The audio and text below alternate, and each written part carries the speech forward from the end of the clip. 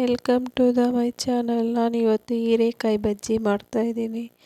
ನೋಡಿ, ಕಾಯಿ ಚೆನ್ನಾಗಿ ತೊಳ್ಕೊಂಡು ಈ ಥರ ಶೇಪ್ ಬರೋ ಥರ ಚೆನ್ನಾಗಿ ಕೊಯ್ಕೋಬೇಕು.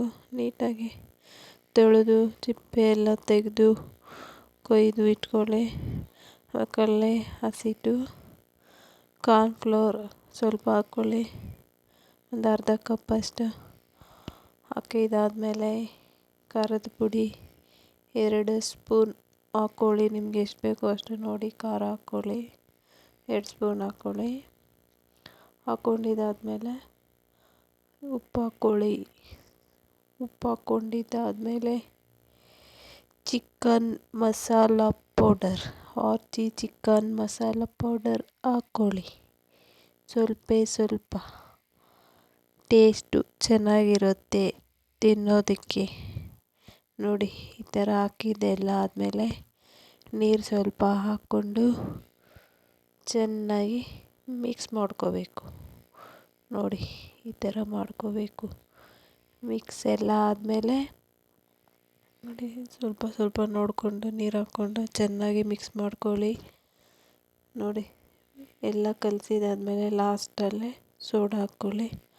ಹಾಕ್ಕೊಂಡು ಒಂದು 5 ನಿಮಿಷ ಬಿಟ್ಟು ಮತ್ತೆ ಬಜ್ಜಿ ಹಾಕಿ. ನೋಡಿ ಎಷ್ಟು ಚೆಂದ ಬಂದಿದೆ. ಎಣ್ಣೆ ಕಾಯಕ್ಕೆ ಇಟ್ಟಿದ್ದೆ.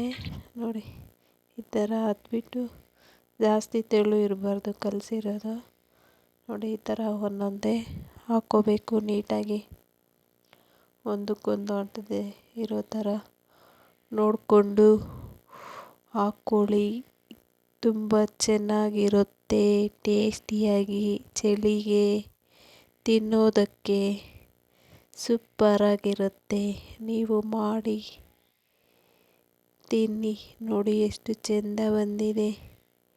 ಹೀರೆಕಾಯಿ ಬಜ್ಜಿ ತುಂಬ ಚೆನ್ನಾಗಿತ್ತು. ನೀವು ಮಾಡ್ಕೊಳ್ಳಿ, ತಿನ್ನಿ.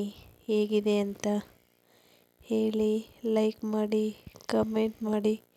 ಕಲರ್ ಚೇಂಜ್ ಆಗೋವರೆಗೂ ನೋಡಿ ಎಷ್ಟು ಚೆಂದ ಬಂದಿದೆ. ಚೆನ್ನಾಗಿ ಫ್ರೈ ಮಾಡಿದ್ದಾದಮೇಲೆ ತೆಗೆದು ಒಂದು ಪ್ಲೇಟಲ್ಲಿ ಹಾಕ್ಕೊಂಡು ಈರುಳ್ಳಿ ಒಂದು ಕೊಯ್ದು ಇಟ್ಕೊಂಡು ಅದರೊಳಗೆ ಹಾಕ್ಕೊಂಡು ಉಪ್ಪು ಸ್ವಲ್ಪ, ಖಾರ ಸ್ವಲ್ಪ ಹಾಕ್ಕೊಂಡು ತಿಂದರೆ ಸಖತ್ತಾಗಿರುತ್ತೆ. ನೀವು ಮಾಡಿ ತಿನ್ನಿ.